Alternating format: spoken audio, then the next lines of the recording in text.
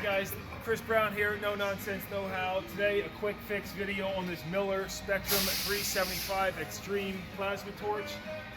I have it plugged in right now, and when you turn it on, you'll see, alright, now I got power.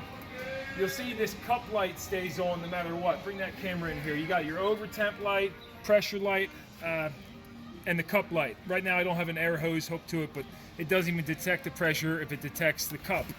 And so what that means is that you have the cup off usually. When you thread this off, you have a little micro switch in there. So I made sure that was operating properly, and no matter what, the cup light stays on.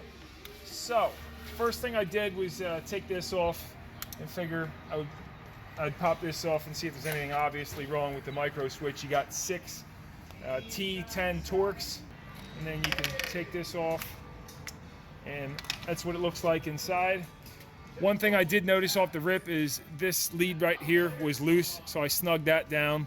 But on the back side of this is your micro switch here, and you have 2 wires leading to it, a blue one and an orange one.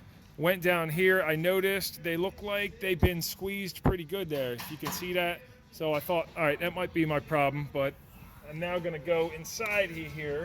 Make sure to unplug your unit first. Up top of here, you'll have 2 T25 Torx. Usually you'll have a handle. You remove those, slide the cover off. Simple enough. All right, so we got our orange and blue wire. They come up to here. First thing I did is check the continuity between the orange one with my Fluke 88 between here and at the torch head. I have continuity on the orange one, but no continuity on the blue one. So that means somewhere in there's a break, but I need the torch in a jam here, so quick fix. I'm just gonna take this little jumper piece of copper wire, and you can stick it right inside this connector, wedge it in there, and that will trip this thing out to think that the cup is on the head. And with the little jumper in place, she's back in action, ready to make some cuts.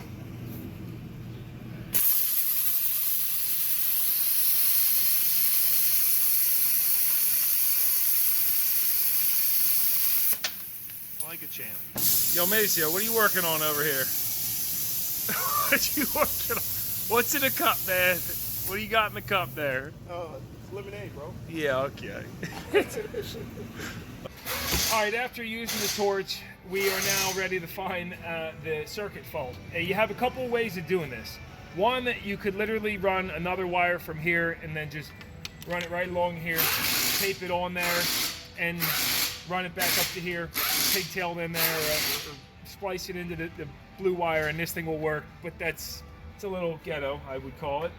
The next option, you could probably use a circuit fault finding tool. I'll plug a link to one of those down below. I don't have one here handy, but basically it's a device that you clamp onto the wire, and it puts I believe like a high frequency voltage through it, and then it has a little wand detector where it will detect the short in the wire or an open circuit.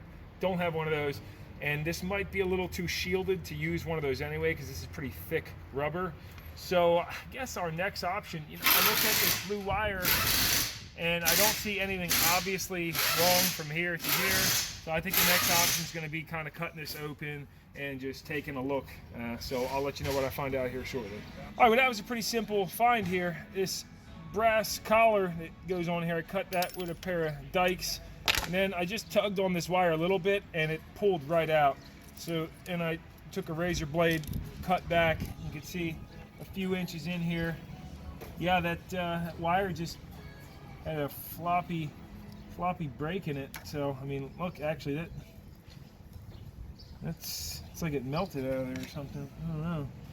It's a crummy wire. So I'm gonna guess this is a pretty common issue with these, but I'll just solder that together, put a butt connector on it, tape this back up, be good to go. I have a feeling if that happened right here, though, I'm going to be revisiting this in the future because that is kind of unacceptable that these wires would. I mean, this thing's really shielded. Like, that. Anyway, that's the fix. So I'll throw a butt connector on there, tape it up, and that is how you find the problem with the cup light staying on your Miller Spectrum Xtreme 375 plasma torch. So give the video a thumbs up if it helped you out. Big thumbs up. Consider checking out the channel otherwise. And until next time, this is KC Guy 2, Chris Brown, No Nonsense, No How. Just a couple final thoughts here. Sure, some guys that saw this video are thinking, why not just replace the entire torch assembly? They're kind of pricey. They're like, I saw them on eBay anywhere from $300 to $500, depending on the length you get. So that is an option, though. Seeing this broken wire, I think it's probably from coiling it too tight. It's important not to bend these things, that wire, real hard, because you can see it's crimped real tight on each end, and if you flex that a lot past 90 degrees or sharp bends, it's going to pull that wire inside real tight. So that's probably why it originally broke. And honestly, instead of cutting your lead open like I did to fix the wire, I think the best option is really just put that jumper wire in there and get rid of the cup switch, because in my opinion you really don't need it. I mean, don't use the torch if the cup ain't on there, right? It's like, unless there's a better reason for it being on there. Anybody else know? I would think just make sure your cup's on before you go pulling that trigger and you'll be okay. I think that's the best fix to take care of this issue.